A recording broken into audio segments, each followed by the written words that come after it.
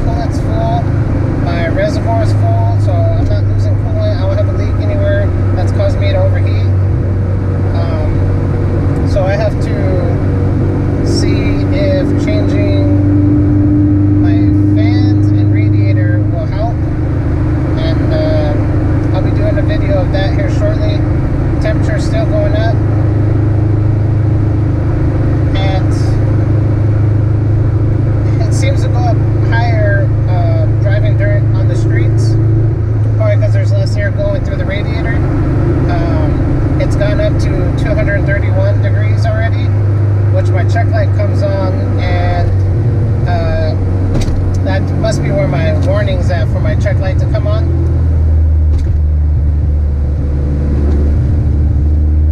So that's an issue when it gets that hot. It shouldn't be getting that hot, especially when the fans kick on at 196. Also, driving when it's that hot, the AC is pulling a lot of timing, so it's super sluggish under 3,000 RPM because it's taking all the timing away. And typically my air-fuel ratio goes super rich.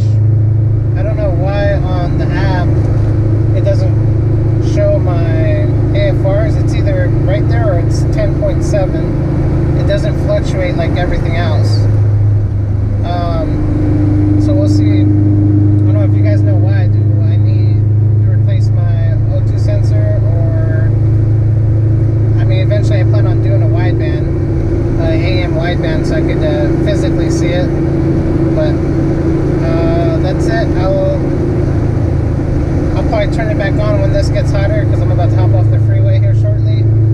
And after a while, it'll kick my AC off and it'll start blowing hot air.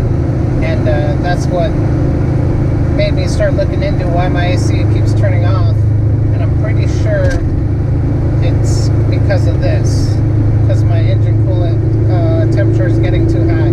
So I'll probably turn it down here in a little bit. Let's get off the freeway shortly and show you guys how hot it's getting. It's already, now it's up to 215, so it's still creeping up.